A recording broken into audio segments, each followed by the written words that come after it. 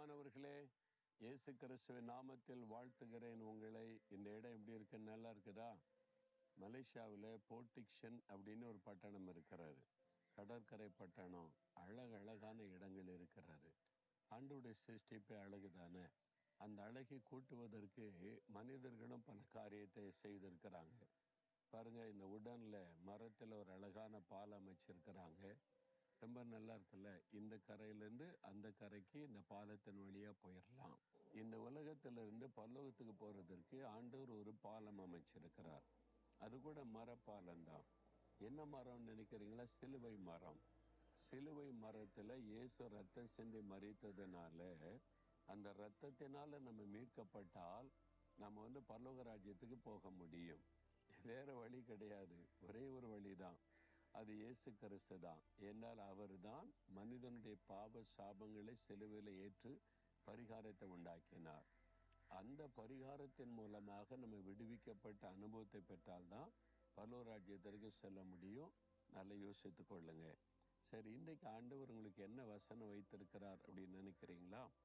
37 சங்கீதம் 19 வசனத்தில், அவர்கள் ஆபத்து காலத்தில் வெட்கப்பட்டு போகாதிருந்து பஞ்ச காலத்தில் திருப்தி அடைவார்கள் அன்று சொல்லார். என் பிள்ளைகளே, ஆபத்து காலத்தில் நீங்கள் வெட்கப்பட்டு போக மாட்டீங்க.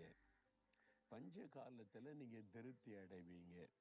அப்போ ஒரு ஆபத்தான காலம் வந்தால் அந்த ஆபத்திலையும் நீங்கள் பாதுகாக்கப்படுவீங்க, வெட்கப்பட்டு போக மாட்டீங்க.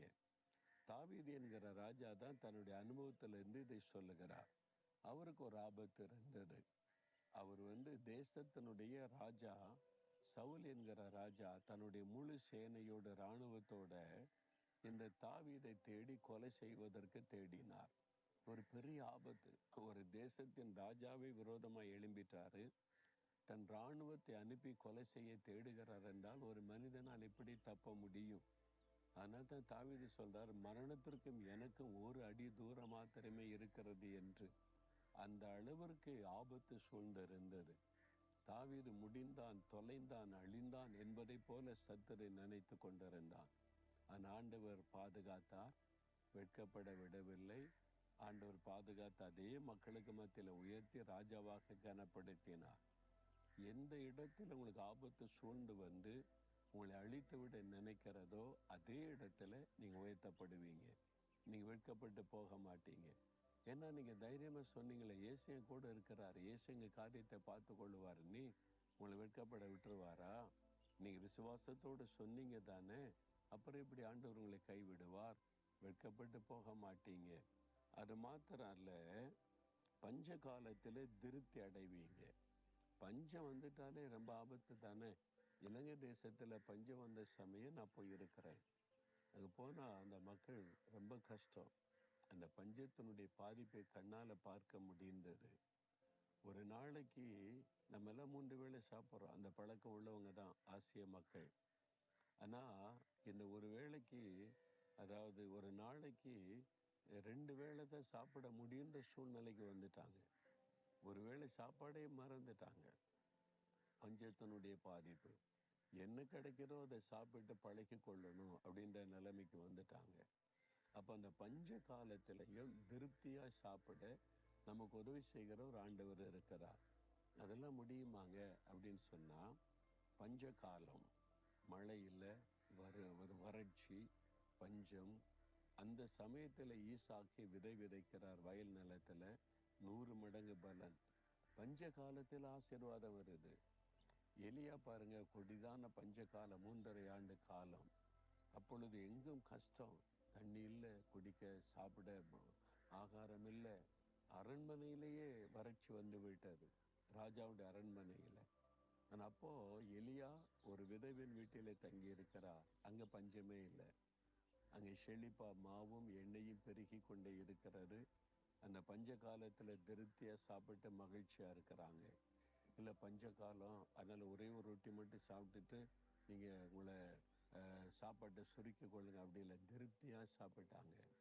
பஞ்ச காலத்தில் திருப்தியாய் ஆசீர்வதிக்கிற தேவன் உங்கள் வாழ்க்கையில் கூட ஒரு பஞ்ச காலம். இப்பொழுது வருமானத்துக்கு பஞ்சம், உங்களுக்கு பொருளுக்கு பஞ்சம், உங்கள் குடும்ப சூழ்நிலை எப்படி காணப்படலாம். உங்களை சுற்றிலும் காணப்படலாம், உங்களுடைய தேசத்துல காணப்படலாம். ஆண்டவர் சொல்றார், பஞ்ச காலமா இருக்கட்டும் உலகத்துக்கு, நீங்க திருப்தியா சாப்பிடுவீங்க, நீங்க திருப்தியா இருப்பீங்க, மகிழ்ச்சியா இருப்பீங்க. பஞ்ச காலத்துல நான் உங்களை ஆசீர்வதிக்கிற தேவன் என்று ஆண்டவர் சொல்லுகிறார். அதனால சுற்றிலும் நடக்கிறத பார்த்து சோர்ந்து போயிடாதுங்க. நம்மளும் பாதிக்கப்பட்டுருவோமோ என்ன ஆகுமோன்னு சொல்லி உலகமே பாதிக்கப்பட்டாலும் நீங்க பாதிக்கப்பட மாட்டீங்க. ஏன்னா உங்க கூட இருக்கிற ஆண்டவர் பெரியவர், வல்லமையுள்ளவர், ஆசீர்வதிக்கிறவர். விசுவாசத்தோட சொல்லுங்க, நான் வெட்கப்பட்டு போக, பஞ்ச காலமா இருக்கட்டும் உலகத்துக்கு, நீங்க திருப்தியா சாப்பிடுவீங்க, நீங்க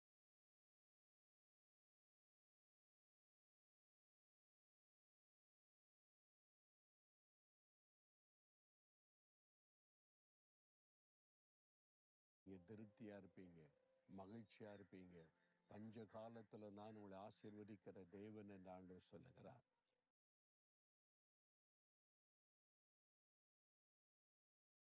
அதனால சுற்றிலும் நடக்கிறத பார்த்து சோர்ந்து போயிடாதுங்க. நம்மளும் பாதிக்கப்பட்டுருவோமோ என்ன ஆகுமோன்னு சொல்லி உலகமே பாதிக்கப்பட்டாலும் நீங்க பாதிக்கப்பட மாட்டீங்க. ஏன்னா உங்க கூட இருக்கிற ஆண்டவர் பெரியவர், வல்லமையுள்ளவர், ஆசீர்வதிக்கிறவர். விசுவாசத்தோட சொல்லுங்க, நான் வெட்கப்பட்டு போக மாட்டேன், பாதிக்கப்படவும் மாட்டேன். என்ன என் இயேசு என்னோடு இருக்கிறீர், உமக்கு ஸ்தோத்திரம்னு துதிச்சு பாருங்க. இன்றையிலிருந்து அந்த சூழ்நிலை மாறுவதை காண்பீங்க. சொல்றீங்களா, இயேசுவே நான் வெட்கப்பட்டு போவதில்லை, என்ன நான் உம்மை விசுவாசிக்கிறேன், நீங்க என் கூட இருக்கிறீங்க. ஆண்டவரே, இந்த பஞ்சங்கள் என்னை சேதப்படுத்தாது, பாதிக்காது. நாங்கள் திருப்தியாக சாப்பிட்டு உம்மை துதிப்போம். நீர் எங்களை போஷிக்கிற, உடித்து வைக்கிற அற்புதமான தேவன். நீர் கூட இருந்தா போதும். இந்த பஞ்சத்தில் எங்களை செழிப்பான நன்மை தந்து ஆசீர்வதிக்கிறீர். ஸ்தோத்திரம், ஸ்தோத்திரம். இயேசுவின் நாமத்தில் ஆமேன், ஆமேன்.